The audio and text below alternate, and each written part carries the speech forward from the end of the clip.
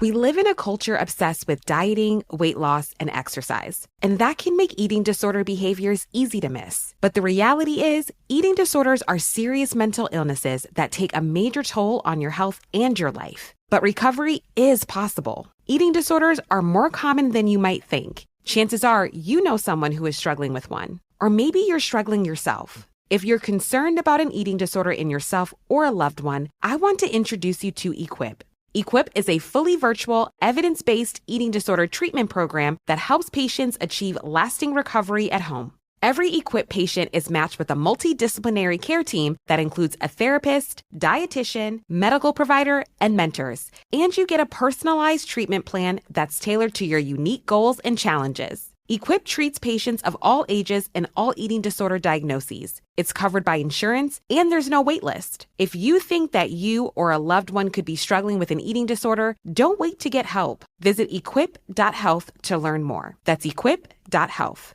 I'm done with subscriptions. Streaming, fitness, razors, vitamins. I've got subscriptions for everything in my life. They lock you in, and half the time, I can't figure out how to unsubscribe.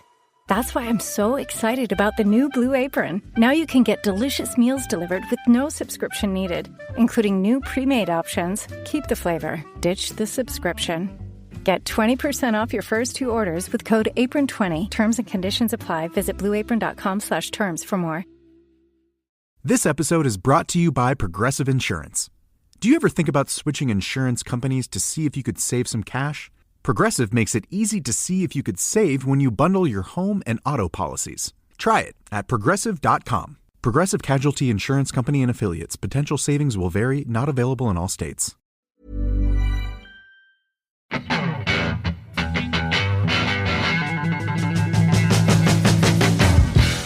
Welcome to the Neurodivergent Experience podcast, a podcast where we share the lived experiences of neurodivergent people to help create a better understanding for our community. Join us every week as we bring you honest, raw, and inspiring conversations with specialists, advocates, and individuals who know exactly what it's like to live the neurodivergent experience.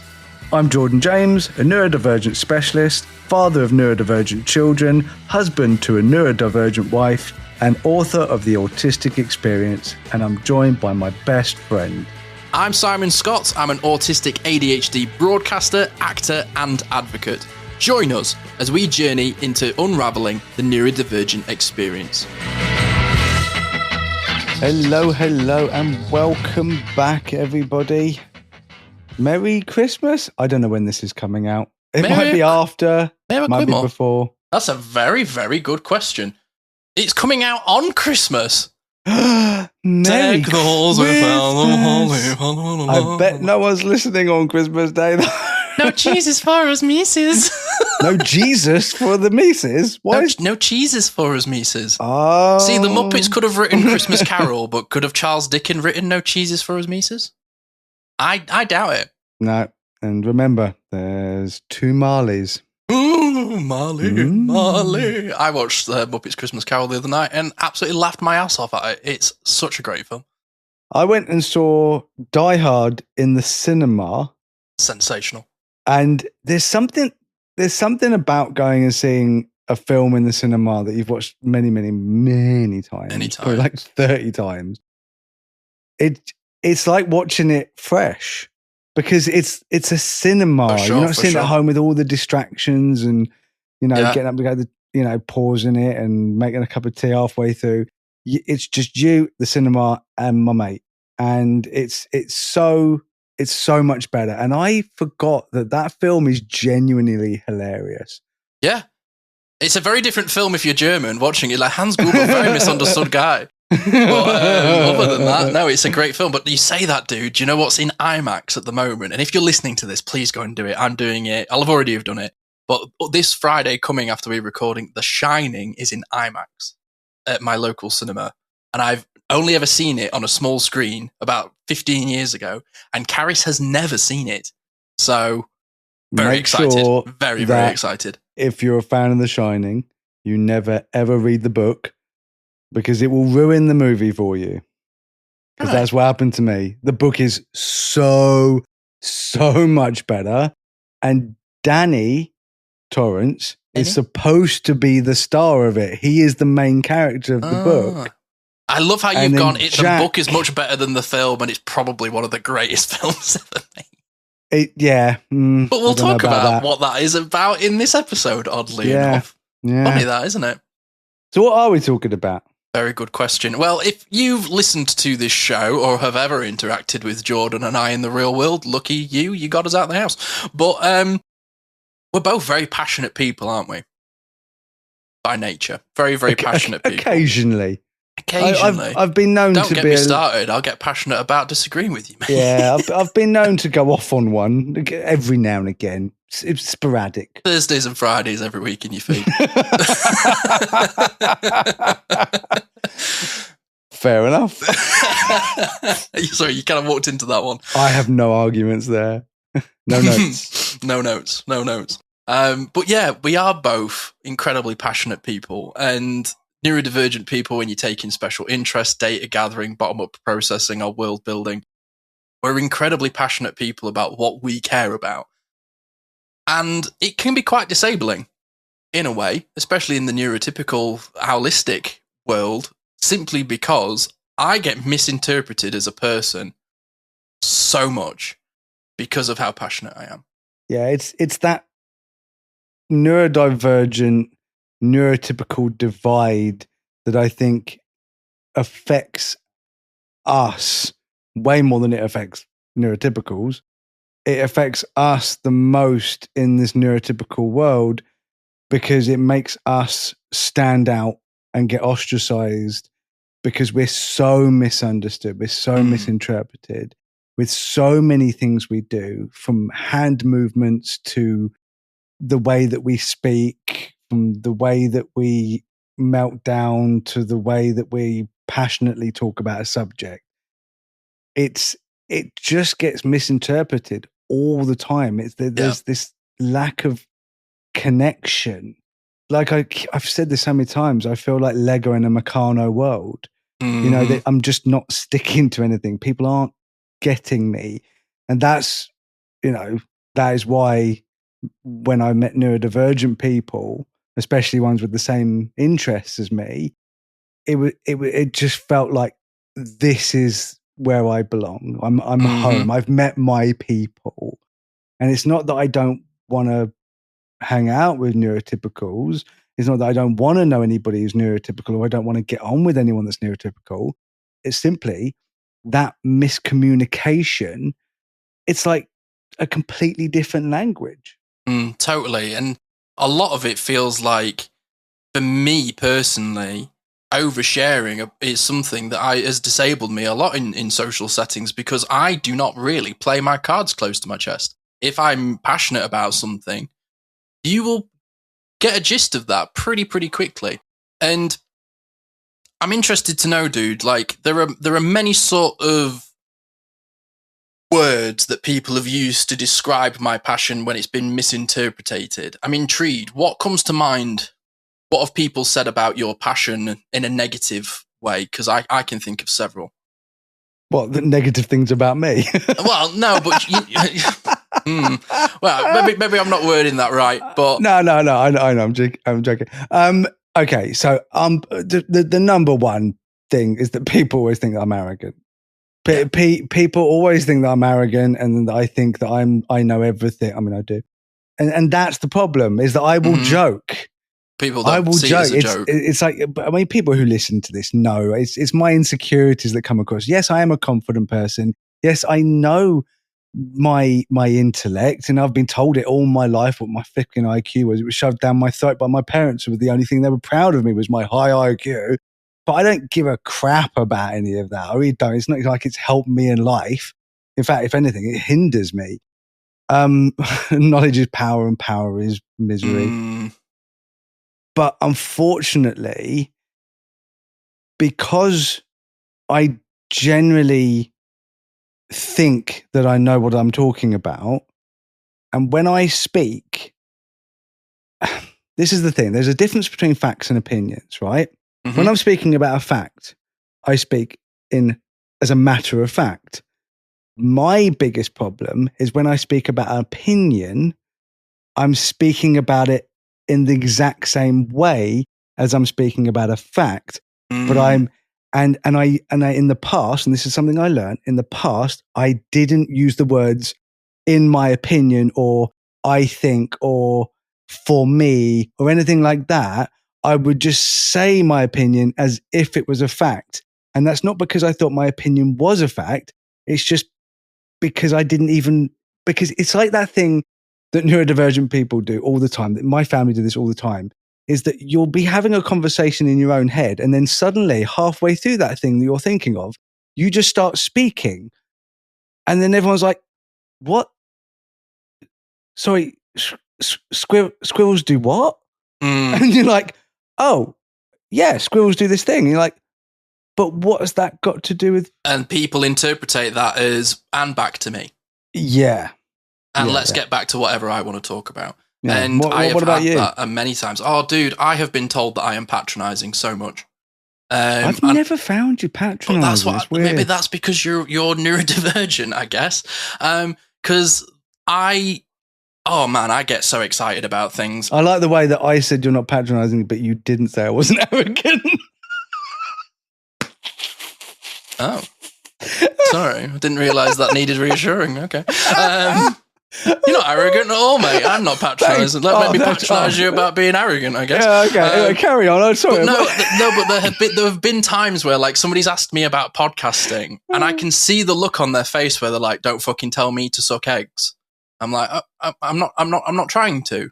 But because I'm a data person, I'm a facts person, and I too sometimes state opinions in the same tone as I would a fact. And sometimes my opinion is formed because of a fact. But if people don't believe the fact, then they, for some reason, get really wound up by like my opinion.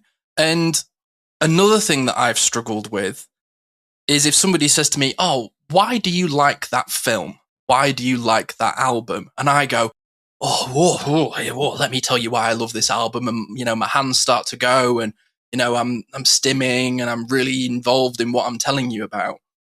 Somebody will then go away and watch this film or listen to this album or play this video game and come back and go, "Well, you definitely made it out to be a lot better than it is." Well, it's open to opinion. I just really liked it.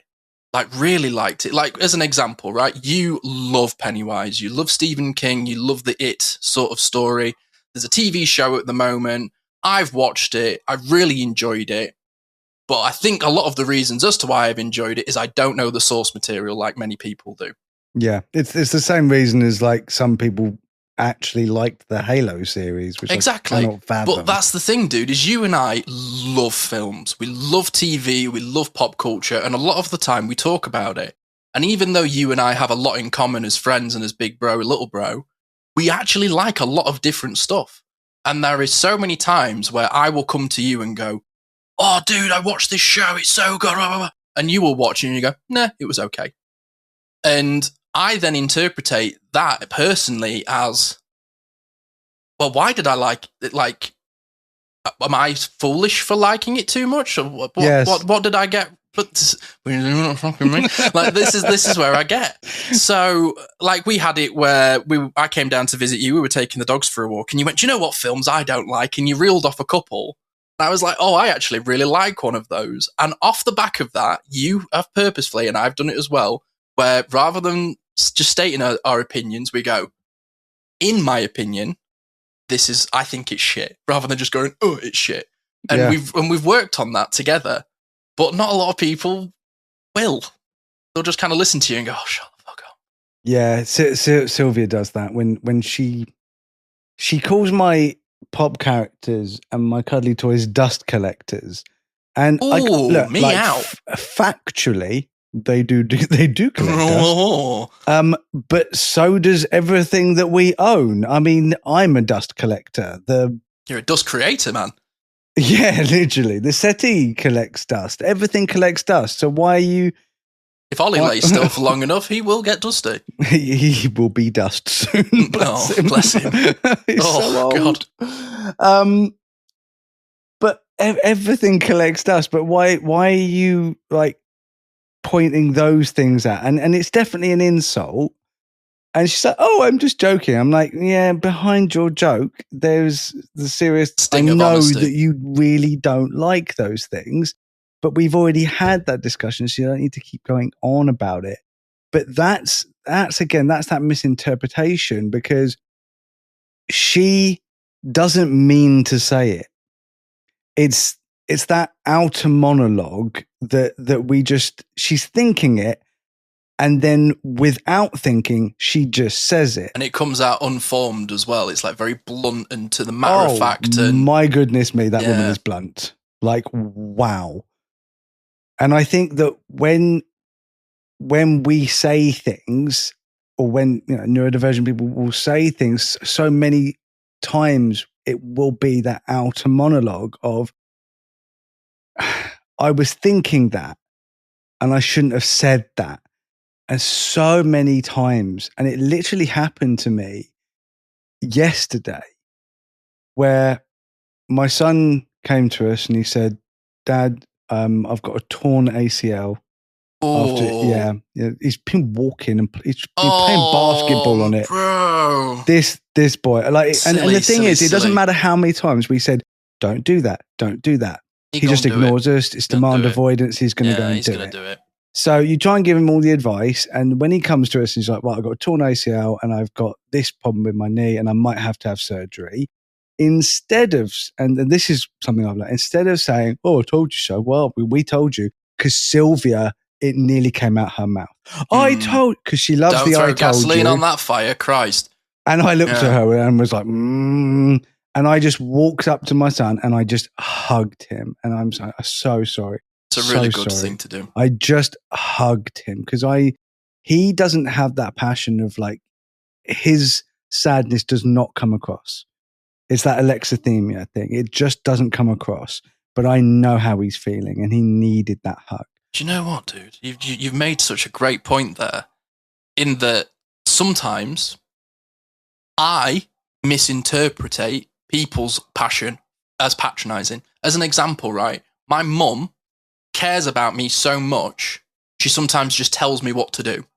In that I'm like, oh, I'm just popping to the shop because I need to get some bits. And instantly she goes, well, it's Christmas and you've got to get there early, and then you need to get this and you need to get that and you need to, and I end up having to say to her, Mum, I've not rung you to talk about that. She goes, oh, okay, love. But that used to really get under my skin, because I didn't misinterpret that as she's overly passionate, she really cares about me. I interpreted that as, well, obviously she thinks I can't do it. I've not got my shit together and I'm a mess. Otherwise, why would she be offering me all of this help? That's the really difficult sort of negative imposter syndrome space that I can get in. But one of the benefits of realizing that and acknowledging it, it's made me aware that I do it to other people too. It's like, you'll say to me, oh, my back's sore, and I have to stop myself going, well, have you stretched? Have you tried a heat pad? Have you tried this? And have you tried that? Because I care. But I know that you do all of those things because you know more about a bad back than I ever will. But there's still that internal monologue part of me that wants to go, well, have you tried stretching? Have you tried doing this? Have you tried doing that? And it sounds like I'm telling you to suck eggs. Well, yeah, no, the thing is that I don't take it as patronizing anymore, but I have in the past. And it used to really bother me, especially at work, when I'd have people going, oh, yeah, all you've got to do is that. And I'm like, yeah, I know how to do my job, because I was insecure. Well, you do something wrong and they go, don't do it again. Yeah, you're like, well, no, that's not misinterpreting people. That's just knowing someone's a fucking dick. Don't do that. I fell down a mountain. Don't do that again. Thanks. I appreciate you. Next time I'm on a mountain, I'll not throw myself off it. Thanks. No, do you know what I will do? I'll go up the mountain and chuck you off it. But then look at this response. That can be interpreted as what? Potential murder.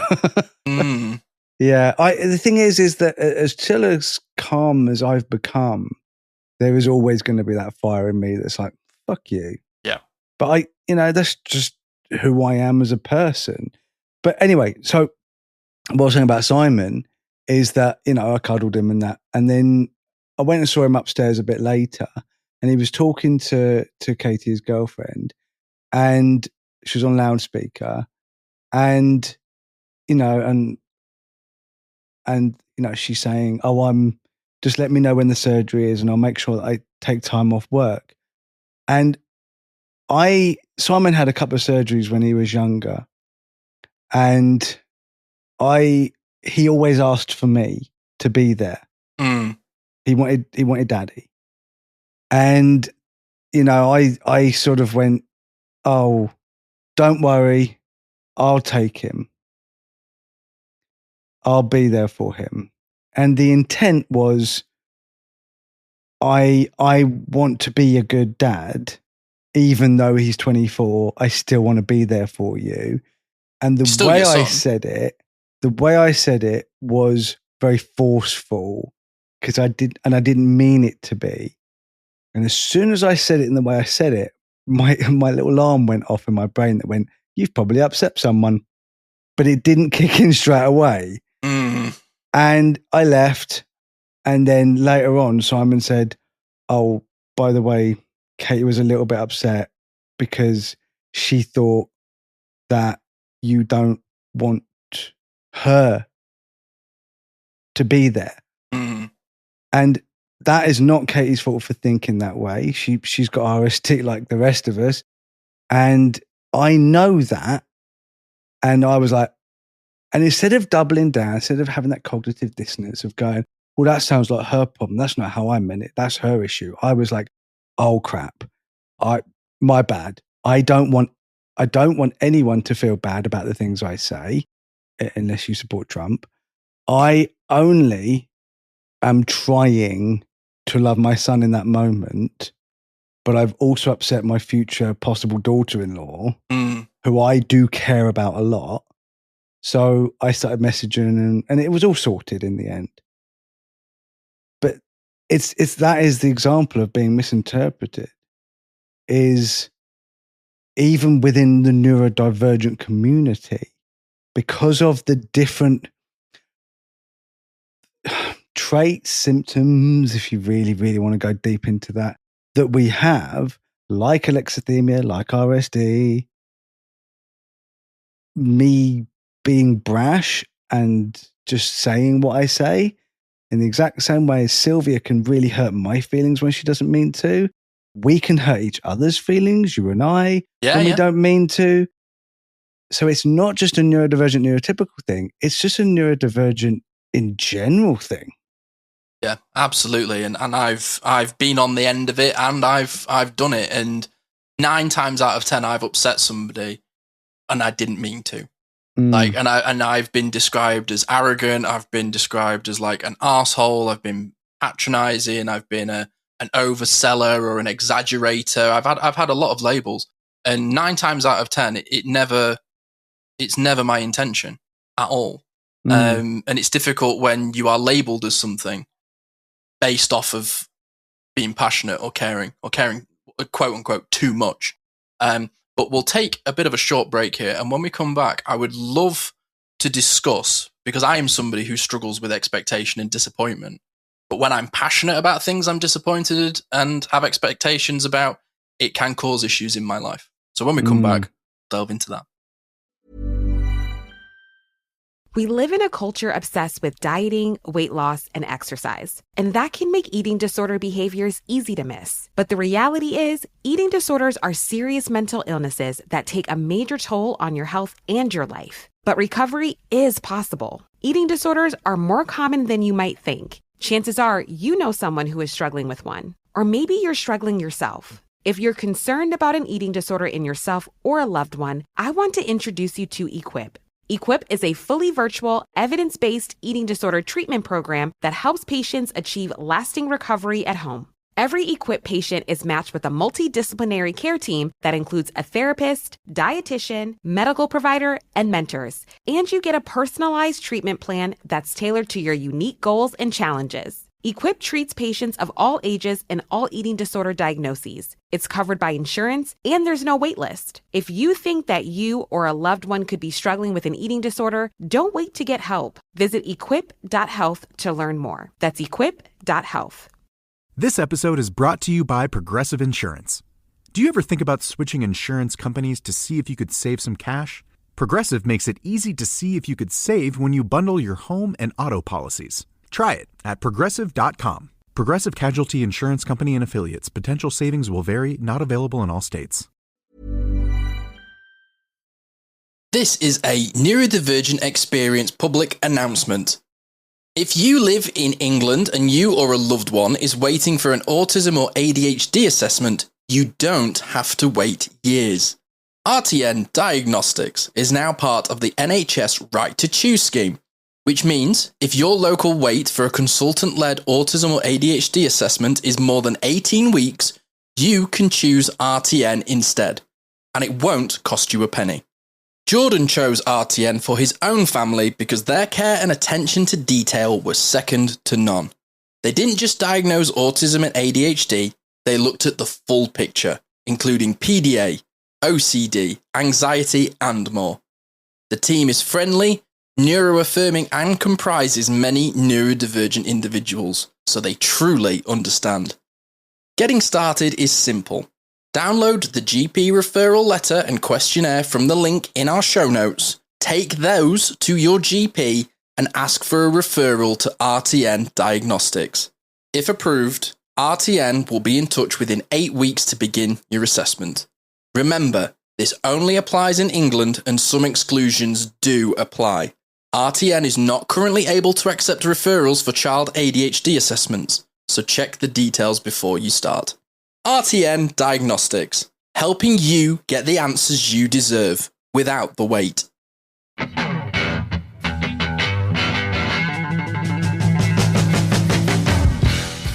Welcome back to the Neurodivergent Experience. We hope you've been enjoying this little episode and not misinterpreted what we've said, because that's what we've been talking about when our passions are misconstrued. Now, something that I live with most days is disappointment, because I have high expectations of life, I suppose.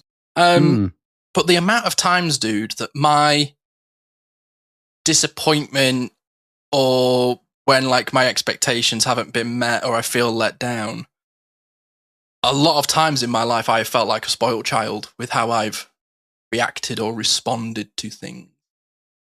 And a lot of the time as well, I've been told I'm aggressive. Not easy, because I don't feel aggressive. No, I mean, I've never seen you act aggressive, but then that could just be with me because I understand you. But it's quite funny, actually, because I do think that there's a lot of people in this world that overreact to things. They're like, oh, that's so aggressive. I can't believe you've done this. It's so rude. And you're just like, I literally have barely done anything to you. And it's like people just, it's just like Karen syndrome or whatever the hell. It's like, you know, someone will just like literally brush against someone and then they sort of fly over back. Oh, he just punched me. Like, it could just be that some people are just I don't want to say overly sensitive, because like that is something that we get accused of being all the time. Yeah, sure. But like over the top when it comes to what is, I mean, I've been called a bully simply because I had an opinion that differed from someone else. And I was like, well, I just disagree with you. And like, oh, I feel attacked by you. I thought this was a safe space. And I was like, I literally just said I disagreed with you. That was all I was like, I disagree with that. I experienced that as well. Working in theatre, I had a moment where somebody was like, what do you think of this creative decision I've made? Isn't it brilliant? And I was like, I wouldn't say it was brilliant. And that went down like a lead balloon. And I was told, I thought this was a safe creative space where we can express ourselves. And I was like, and I'm just expressing, I don't think it's as great as you think it is. Doesn't mean I'm right. Yeah. But yes, this is where I get the phrase, do you want me to tell you what I think, or do you want me to tell you what you want to hear comes to mind for me. I do say that to people, and then people interpret that as being rude anyway, when I'm trying to almost be a little bit accommodating. But as somebody who has openly said that they've struggled with anger and that can relate to passion, how has that negatively affected you when you've been overly passionate, or just passionate in general about something that you're disappointed about or really cared about? I mean, that's a really good question, because I think having my anger issues, which are completely separate to me being passionate, because now if I'm still passionate about something, it still sounds like I'm upset because I am. And you're allowed to be upset. We should allow ourselves to be upset by the things that upset us. We shouldn't be trying to hold that back. It's just, how much we allow things to upset us to then affect our lives. So I have got angry because I've got upset, with like sense of justice and, being upset because something didn't go the way I would expect it to go. And that does roll into like pop culture. I could be really looking forward to, like, let's say the new Ed Sheeran album. It comes out and I'm just like, I'm not into this. And in the past, I could have been really upset because I was so excited about it. But nowadays, I'm a lot more chill with the whole thing. And that's much, much better for my mental health overall. But with my actual anger issues, like those were separate. That they were a mental health thing. Like, formed when I was a child from what I saw and how I was brought up. And although they do appear to be the same thing at times, they are very different. And I think that's what I'm struggling with when it comes to people understanding or people seeing how much I have changed this year, because I would say this is the best year for my mental health and my anger issues. Just, I cannot tell you how much they've improved, like so much. Yeah, you've put so much work in, dude, and it really shows. Genuinely, it really shows. You know when like people lose weight and they're really proud of themselves and work really hard, and people say, have you lost weight? You look really good. That means so much, and that's what it feels like to me when anybody says, "Oh yeah, no, you have really changed. You've improved so much." It means so much to me because I have spent 43 years of my life I was born angry. That's how I felt, and I don't punch the midwife as she came out. Oh, just right in the like good old kick right in the face, and I just don't feel that anymore. I think that's the big difference. Is I don't feel that anger, but I'm always going to be a fiery person. I'm always going to come across sometimes as being aggressive, and I don't mean to. And that is different from anger. That is just my natural dominance as a person coming through. And I don't think that's something I need to work on because all my family are just like, yeah, that's fine. It's because I don't hurt anyone doing it. But people do still think, oh, well, he's getting very angry about that. And that really hurts my feelings because I'm not angry. It's like I'm not angry. I don't know. So I'm not angry. Then I thought of the Halo TV show, and that made me angry. It's like I'm not angry. Like I'm not going to go and like write a letter to the people that made the Halo TV show, but I am deeply upset because Halo is like Halo is like my favorite thing in the world, apart from Lord of the Rings. And it's like I was upset about the new Lord of the Rings TV show because it sucked donkeys. It was terrible, but my upset was like, oh, I'm really upset about that, and I just didn't watch it. Like I won't make myself angry by watching it and then, pissing all over it. It's just this. Yeah, that makes me think of when the Star Wars sequels were coming out. I didn't go and see the last one because I knew what was coming. I wasn't interested, and I was really, really disappointed that like one of my favorite film franchises kind of went down the route that it did. I was like, wow, I literally had a conversation with somebody where I was like, I've come up with better stories with my action figures as a 9-year-old. And I was very heated about it because I was so disappointed. Not just disappointed in the fact that I didn't like the couple of films that they brought out. I was disappointed in that it killed one of my biggest special interests. Star Wars is not a special interest to me anymore, like it used to be. Not even close, dude. Not even close. And I was so sort of disappointed by it. I have friends that I discuss things with, and was having a conversation with one person. He was like, "Wow, I don't get why you're being so heated. This is the problem with fans in the fan sphere that have opinions like you do." And I was like, I don't know why that is the response that I've got. I thought you asked me what I thought. I've told you what I've thought, and now you've lumped me in with people I've never even spoken to, heard of, or know anything about. And that upset me even more, because I was like, why are you assuming that I'm a certain person based off the fact that I didn't go and see a movie? And I went back and forth with it, and somebody was like, oh, you're just one of those like aggressive male fans that hates these people and these people. Yeah. And I was then going, at no point did I say that I disliked the movie because it had a female lead. I actually really wanted it to work. The thing that... Sorry, I was going to say, it's like being accused of being anti-woke when we are not anti-woke. Yeah. Like, not even a little bit. We're very, very left-wing. Very much so. We're very, very progressive. We're like, oh, a female character. Fantastic. That's actually... As soon as I saw, oh, there's a female Jedi, I was like, oh, awesome. Kick ass. And then they wrote the story, and then she was on the screen. I went, that was terrible writing, because it's not the fact that she's a woman, it's the fact that the writing was crap. Yeah. In the exact same way with Halo, they didn't replace Master Chief with a woman.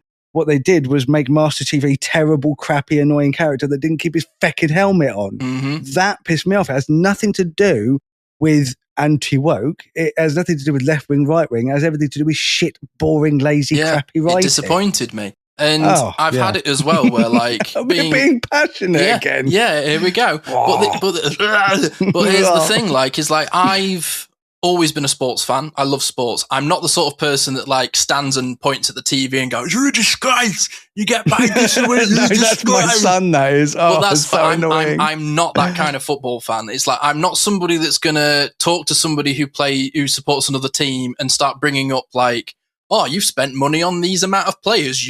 I'm like, it has nothing to do with me. I am a fan of a team. I didn't pay for the player. I don't run the club. I'm a fan of the club. And I've had it where previous ex-girlfriends of mine have gone, I don't want a boyfriend who's going to get passionate when sport's on the TV because it gives me the ick. And I'm like, there's the door over there. But that's my passion. And like Liverpool have had a really bad run of form. And you saw when they lost when I was at the house, I was so frustrated because I was like, come on, you're better than this. And a lot of people sort of have lumped me in the, oh, you're just a bloke who swears at the TV. And I don't even swear at the TV. That's the thing that frustrates me. As I get frustrated, I get a bit moody. I'll put my hand up. I do. You know, if my football team loses, I've been excited about it all week. I've read about it, excited for the game, and I watch it. They don't play very well. They don't play with passion, and the result isn't what I would want. I'm not just going to turn it off and go, oh, just get on with my life now. Like for an hour or two afterwards, I am going to be a bit moody. And the amount of times where I have been in that sort of headspace, and I've had people pick at me, and they're like, oh, well, why are you getting so upset? It's just a game. You're not playing. It's nothing to do with you. And it's like prod, poke the bear, poke the bear, poke the bear. And then I have a reaction, and then I'm labelled as aggressive.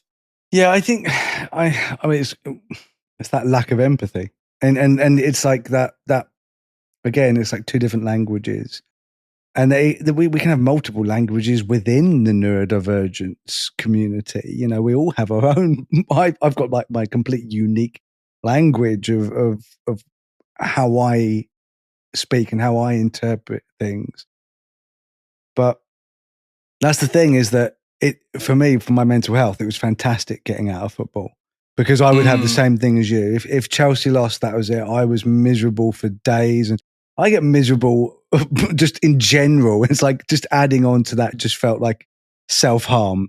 Yeah. And there are times I experienced that, bro. Felt like self-harm because you just end up hating it, which is why I my dad doesn't love watch basketball.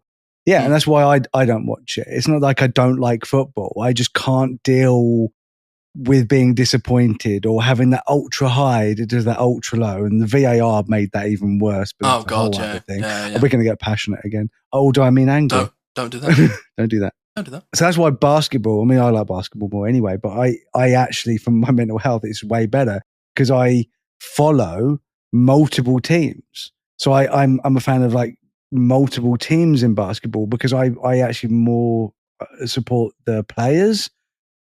So I've got like my favorite players, and if they move to a different team, I'd start following that other team, and people are like, oh no, you've got to support one team. Well, yeah, okay, in football, that may be true, and if you're English, whatever, but I can do what the hell I want, really, because I'm just enjoying watching basketball, and I watch multiple games and I enjoy all of it. And I don't get disappointed and start just being really sad. Sometimes I do if it's a team I really like and they lose, but it's not to the degree that it was with football. Yeah, and it's not like I have days of it, but because of the people that are in my life that do follow football, and I have some friends that are wind-ups, and I've got one particular friend who I care about dearly, but he's a shit stirrer, and he knows he does it. He loves doing it. He almost it annoys me sometimes how he will celebrate your team losing more than his own winning, and he can really get under my skin, and he knows that he can, and he gets a bit of fun out of it. And there are some times I'm just like, this is just all part of being a fan. It's all part of the fun. But there are certain times where it goes straight through me, and I have to really bite my tongue because I know it's not personal.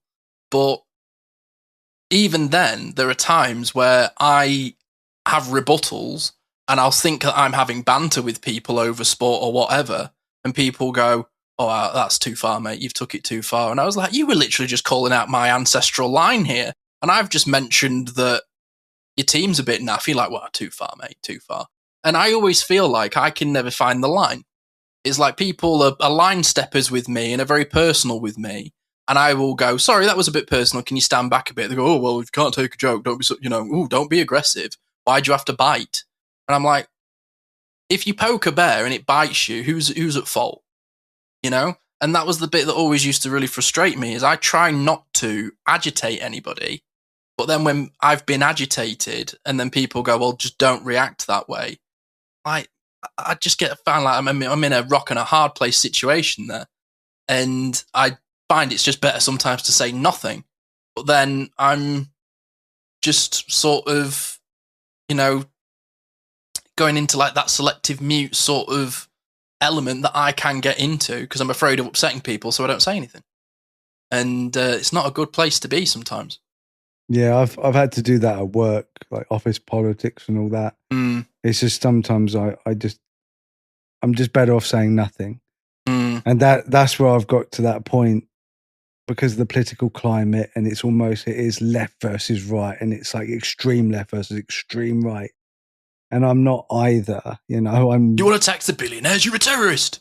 I'm Lib Dem. I'm like central left. I'm left wing, but like in like a more sensible way. I guess it moves, doesn't it? Like being left centre now to some's right wing. It's you can't win with anybody. It's crazy. Yeah, I kind of just try and do my own thing, and like there's all these extremes happening around me, and I get this is why I don't really do Facebook that much, because I use one wrong word and I get attacked by the extreme left, and I use one, like progressive thing and I get attacked by the extreme right. And I'm just like, I don't care what any of you think, because I am just trying my best. I'm not a bad person. I'm not a horrible human. I don't want to hurt anybody. I'm just trying my best. And I think that always comes across as, well, that's what I mean by being misinterpreted, is that like you will literally say like the most neutral sounding thing, and yet both sides of the argument will somehow make you sound like you're the extreme left or extreme right. It's just a difficult place to navigate through social media, and I think being misinterpreted through text, through comments, through writing is probably where I get misinterpreted the most as an advocate. Cool. Let's take a break and let's dig into that. We live in a culture obsessed with dieting, weight loss, and exercise. And that can make eating disorder behaviors easy to miss. But the reality is, eating disorders are serious mental illnesses that take a major toll on your health and your life. But recovery is possible. Eating disorders are more common than you might think. Chances are you know someone who is struggling with one, or maybe you're struggling yourself. If you're concerned about an eating disorder in yourself or a loved one, I want to introduce you to Equip. Equip is a fully virtual, evidence-based eating disorder treatment program that helps patients achieve lasting recovery at home. Every Equip patient is matched with a multidisciplinary care team that includes a therapist, dietitian, medical provider, and mentors. And you get a personalized treatment plan that's tailored to your unique goals and challenges. Equip treats patients of all ages and all eating disorder diagnoses. It's covered by insurance, and there's no wait list. If you think that you or a loved one could be struggling with an eating disorder, don't wait to get help. Visit equip.health to learn more. That's equip.health. Ever find yourself bored or trying to kill time? We have finally found a solution for you, Royal Match. Don't believe me? Let's hear what people say. Royal Match is such a fun puzzle game. There are over 10,000 levels, also a bunch of mini games, which makes it super exciting. My favorite part? It doesn't need Wi-Fi. I play on my commute, on flights, even while waiting in line. And honestly, no ads, not a single one. That's why I'm so into it. So there you have it, a relaxing, challenging, totally ad-free game that goes wherever you go. Download Royal Match and see why everyone loves it. Have you ever felt stuck in patterns that don't serve you? Struggled with stress or wanted to connect more deeply with yourself? Then I have to introduce you to a friend of the podcast, Ashley Bentley of Integrated Coaching, Breathwork and Hypnotherapy. Ashley is a highly experienced clinical hypnotherapist and coach specializing in working with neurodivergent minds. Through a unique blend of integrative coaching, breathwork, and hypnotherapy, Ashley helps people rewire subconscious patterns, regulate their nervous systems, and step into more empowered versions of themselves. Whether you're dealing with addiction, anxiety, burnout, or struggles with self-acceptance, Ashley offers practical and science-backed tools tailored just for you. Her unique methods combine neuroscience, storytelling, and subconscious transformation to create real, lasting change. Jordan and I can personally attest to the profound and transformative effects of her sessions, which have been life-changing. She does all of these sessions online, meaning she can work with you no matter where you are in the world.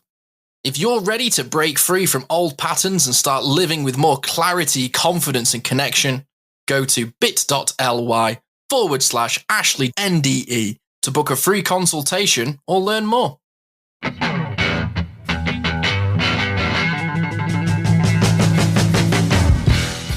Welcome back to the Neurodivergent Experience. We've been discussing being passionate, being misinterpreted, and people not quite taking us how we intend to be.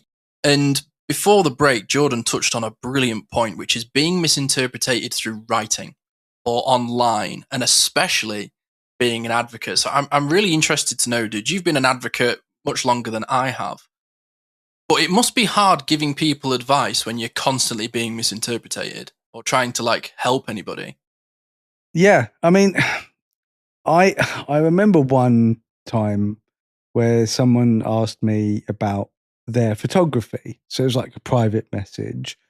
And someone said, "Oh, could you give me some advice on my photography?" And I was like, "Yeah, sure. Of course." They sent me their pictures and they were very, very amateurish, like I just took it on my phone. I wasn't, they're not thinking about the light. They're not thinking about the subject. I mean, there was a picture of a horse in the field with a fence in front of it. Just like they were on a grey day. And I'm like, okay, it's a picture of a horse. And I'm like, it's fine. And they were like, yeah, I don't understand why I can't sell this. And I'm like, oh you're trying to sell this. You want people to pay money and put that on their wall. I get surprised when people buy my pictures and put them on the wall. I'm like so excited. Every time I ever made a sale, I'm like, I want to know what picture they got. I'm like, oh, which picture did you like? I'm still excited about that 6 years into it. And I'm like, you don't understand? And I'm like, okay, fine. You're seeing things differently to me. So I said, okay, this is what you need to do to improve your photography. And she was so angry at me. she was like, "You've made me want to give up on photography." And I before I sent the messages I said, Sylvia was sitting next to me, and I was like, "Babe, is that okay? Like, does that sound mean?" And she's like, "No, that sounds really helpful." She went, "But you still shouldn't be helping her." And I was like, "Why?" She goes, "Because people don't really want help. People just want to be told that they're good at something." Yeah. And I'm like, "But she's not good at it." And Sylvia's like, "Right, but she doesn't want to hear that." It's like, "Yeah, but she asked me for help." And I have been misinterpreted so many times when I'm trying to help someone because they've asked for my help, because I can help them, because I know what I'm talking about. And they will think of it as like an attack or, that they're not good enough. And I'm like, you asked me, like what you said earlier, do you want me to tell you what I think or what you want? And it turns out it's always what they want to hear. 9 times out of 10. Yeah. And yeah, it was really hurtful. And then I stopped doing it. I was like, I'm not helping anyone anymore with this. Like I used to do photography online, like teaching it, but now I'm very, very worried about ever doing that again. I've had it with podcasting though, dude, and I've had it with like, even sort of like neurodivergent advocacy. Like I've had somebody say to me, "Oh, I've had trouble with my kid about X, Y, Z reasons," and I go, "Oh, that sounds like RSD or PDA or just being autistic." Like, "Oh, but I don't like labels." Like, are you left-handed or right-handed? I'm right-handed. I thought you said you don't like labels, and then that just caused a big old spiral of because I was trying to like break it down into, well, if you go to the doctor and you've got a lump and they tell you it's cancer, are you going to tell them you don't like labels, or are you just going to try and get support and deal with it? And apparently I came across as aggressive, but the reason as to why I was trying to like get through to them is I hit this point where somebody was asking how I could support them, but not in the way that I support people. And I was like, I don't know how to tailor this to you. You're somebody who's been put in touch with me randomly. I'm sending you a message. There isn't a cure for this. There is only learning to love yourself and improving your environment and the people you share it with. I don't know how to put this in a better way for you.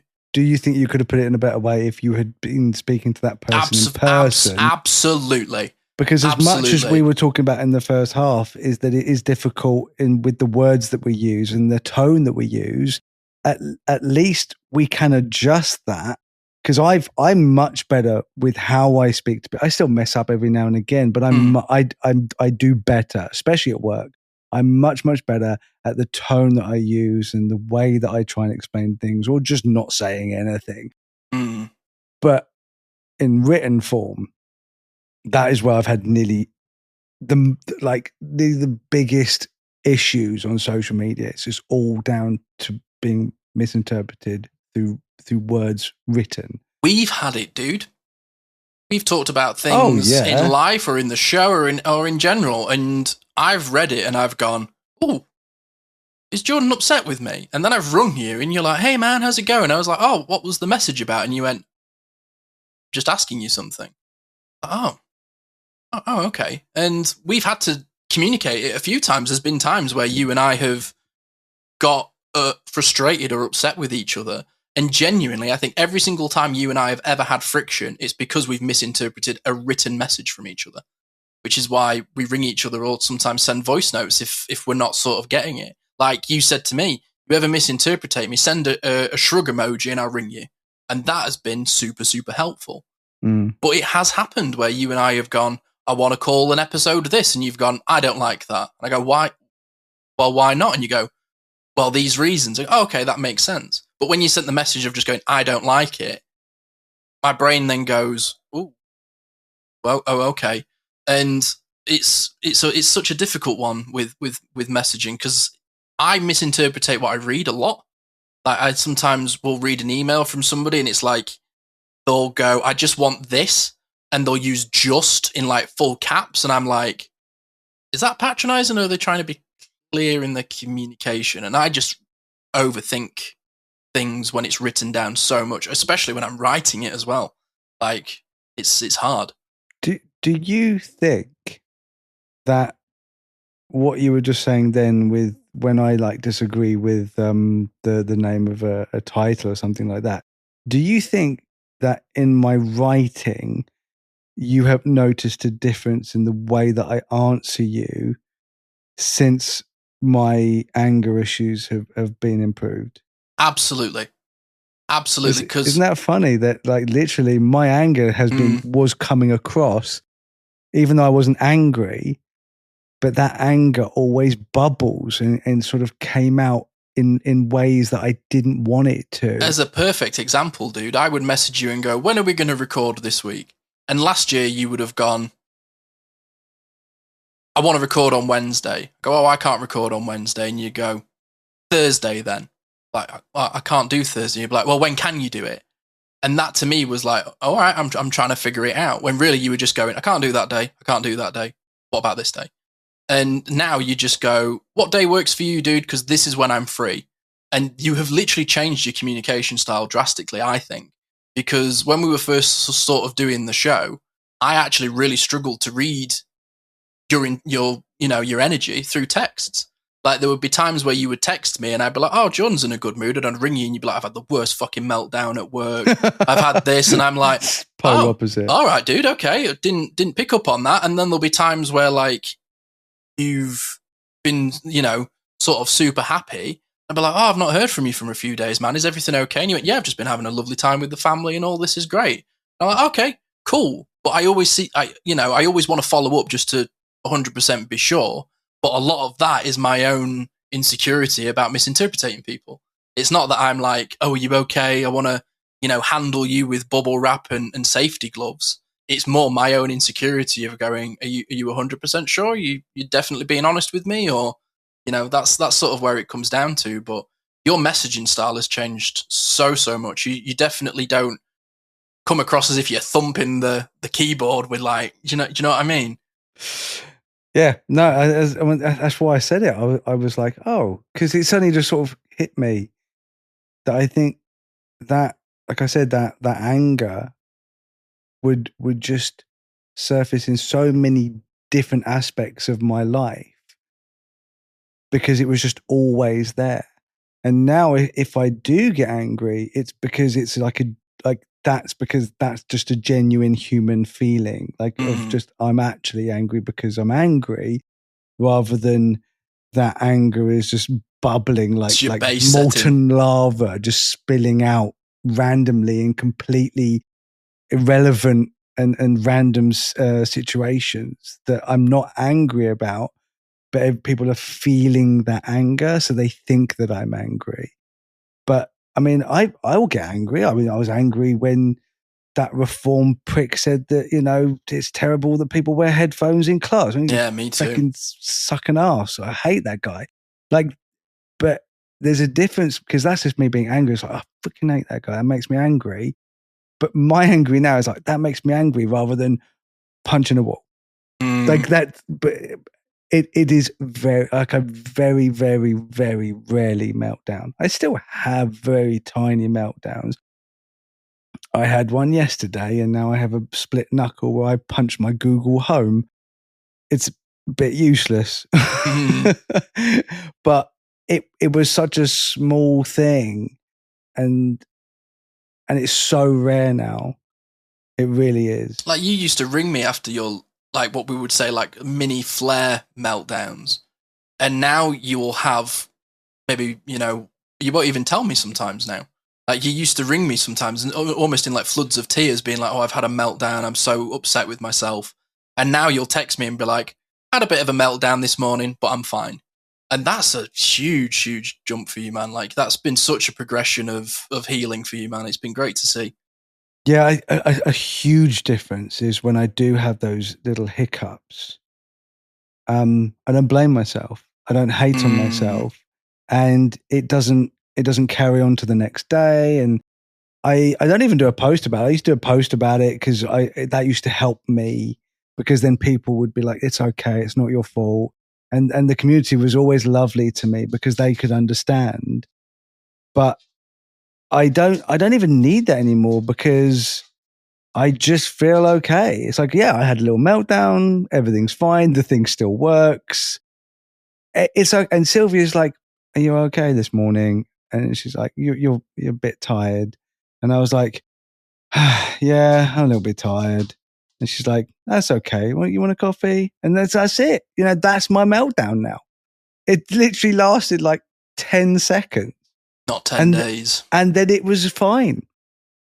Then that's the difference. Yeah, it's a huge difference on your overall well-being. I mean, I'm not immune. I am a neurodivergent human. I will have meltdowns, but I don't have meltdowns that feel like my life's ending and that no one's going to like me after this. I get a little bit frustrated. Like, I walk Nana on a field that's near my house. I see people that don't pick up dog poo. Yeah, it annoys the hell out of me. And I sometimes have to stop myself staring out of the window and naming and shaming people. I really, really do.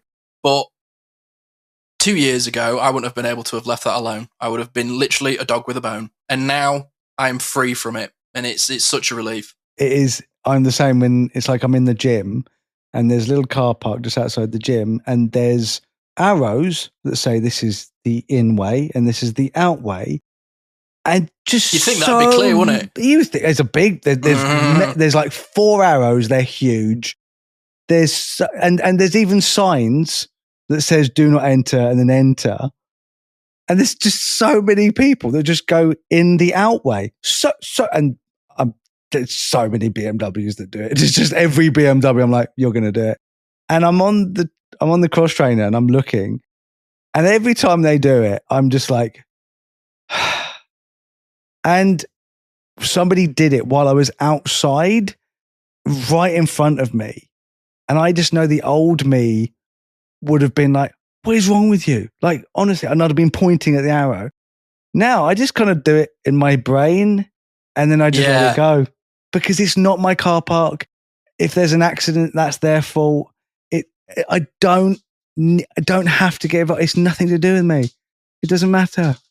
So I just ignore it. It annoys me. It frustrates me, but I don't react to it. And that is the huge difference. Because if I had have reacted to it, I'd have been misinterpreted as being the aggressor. And I'm like, well, actually, I'm just somebody who's telling you what you should already know, which is don't drive into the outway of a car park, you pillock. But I would have been the problem. So I just let it go now, man. Proud of you, man. You've come a really long way in the time I've known you. Yeah, same, dude. I think, do you know what? I think we have healed each other.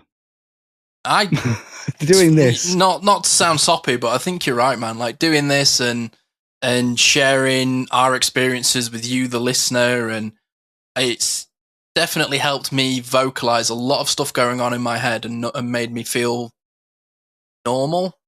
Like I've never felt normal for a lot of my life. I've always felt odd or weird or dramatic, drama queen, I've been called before.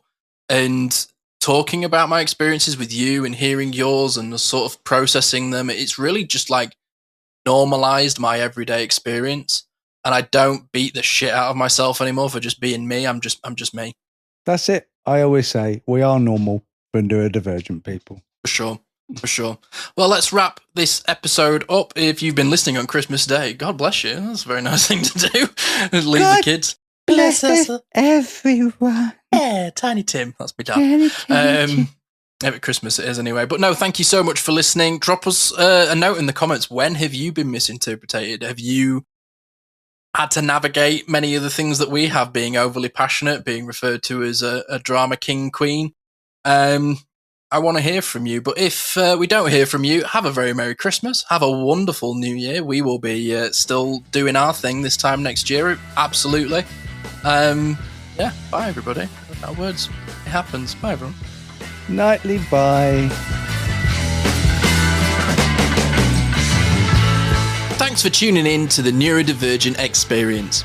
We hope today's episode sparked something for you, whether it's a new idea, a bit of validation, or just a moment of connection. Remember, new episodes are every week, So be sure to join us for the next one for more conversations and insights into the neurodivergent experience. If you've enjoyed this podcast, help us grow. You can do that by rating and reviewing this show. Your support makes a huge difference in helping us reach more people who could benefit from these conversations. You can connect with us on social media. Find us on Instagram, Facebook, TikTok. Just search for the Neurodivergent Experience. Thank you again for listening. And until next time, take care of yourself. You're not alone in this journey.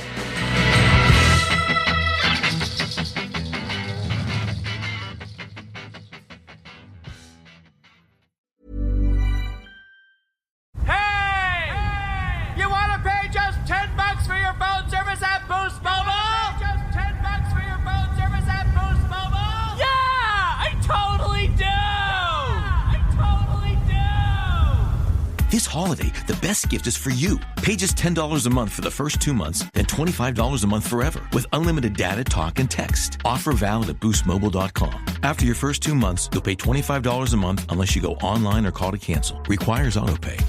We live in a culture obsessed with dieting, weight loss, and exercise. And that can make eating disorder behaviors easy to miss. But the reality is, eating disorders are serious mental illnesses that take a major toll on your health and your life. But recovery is possible. Eating disorders are more common than you might think. Chances are you know someone who is struggling with one. Or maybe you're struggling yourself. If you're concerned about an eating disorder in yourself or a loved one, I want to introduce you to Equip. Equip is a fully virtual, evidence-based eating disorder treatment program that helps patients achieve lasting recovery at home. Every Equip patient is matched with a multidisciplinary care team that includes a therapist, dietitian, medical provider, and mentors. And you get a personalized treatment plan that's tailored to your unique goals and challenges. Equip treats patients of all ages and all eating disorder diagnoses. It's covered by insurance, and there's no wait list. If you think that you or a loved one could be struggling with an eating disorder, don't wait to get help. Visit equip.health to learn more. That's equip.health. This episode is brought to you by Progressive Insurance. Do you ever think about switching insurance companies to see if you could save some cash? Progressive makes it easy to see if you could save when you bundle your home and auto policies. Try it at Progressive.com. Progressive Casualty Insurance Company and Affiliates. Potential savings will vary, not available in all states.